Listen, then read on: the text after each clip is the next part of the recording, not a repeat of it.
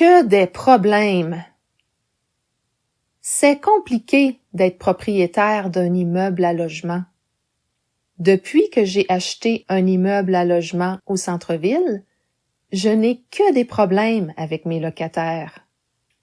D'abord, les jeunes adultes au 3e étage causent de nouveaux dommages à mon immeuble chaque fois qu'ils invitent leurs amis pour une fête. Après la première soirée qu'ils ont tenue, il y avait du papier de toilette et du verre brisé partout dans la cage d'escalier. À leur 2e party, il y avait un trou dans le panneau de gyps du 3e étage. J'ai déjà envoyé plusieurs avis, mais ils continuent de faire la fête et d'endommager l'immeuble. Je vais tenter de recevoir une indemnité de leur part pour toutes les réparations que j'ai dû faire.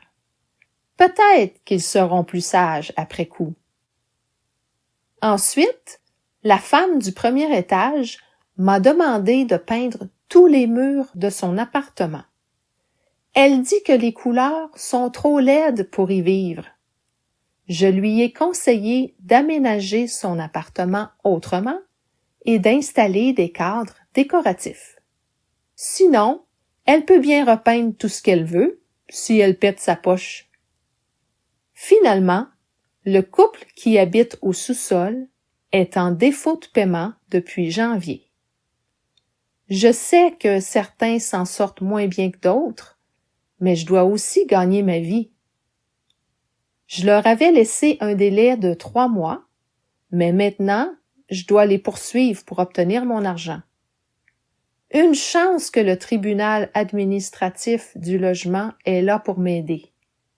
Son personnel sait comment appliquer les lois avec impartialité, compétence, intégrité, engagement et humanité. Que des problèmes!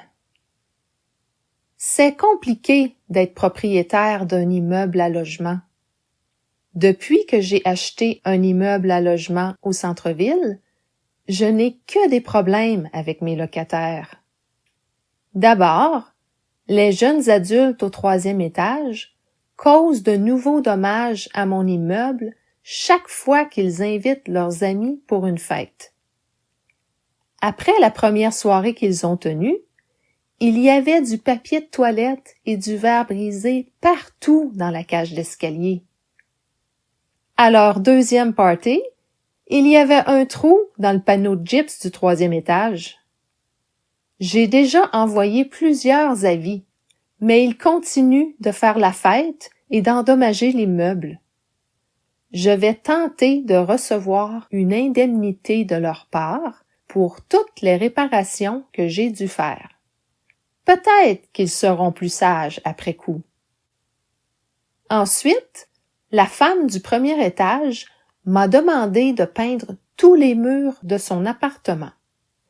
Elle dit que les couleurs sont trop laides pour y vivre. Je lui ai conseillé d'aménager son appartement autrement et d'installer des cadres décoratifs. Sinon, elle peut bien repeindre tout ce qu'elle veut, si elle pète sa poche. Finalement, le couple qui habite au sous-sol est en défaut de paiement depuis janvier. Je sais que certains s'en sortent moins bien que d'autres, mais je dois aussi gagner ma vie. Je leur avais laissé un délai de 3 mois, mais maintenant, je dois les poursuivre pour obtenir mon argent. Une chance que le tribunal administratif du logement est là pour m'aider. Son personnel sait comment appliquer les lois avec impartialité, compétence, intégrité, engagement et humanité. Que des problèmes! C'est compliqué d'être propriétaire d'un immeuble à logement.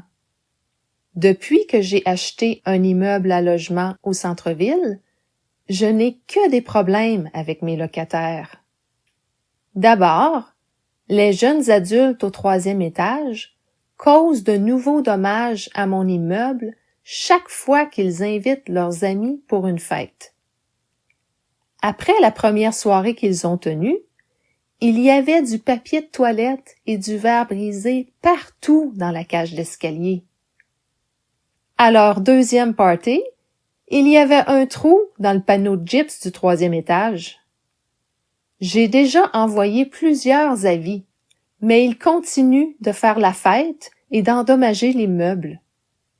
Je vais tenter de recevoir une indemnité de leur part pour toutes les réparations que j'ai dû faire. Peut-être qu'ils seront plus sages après coup.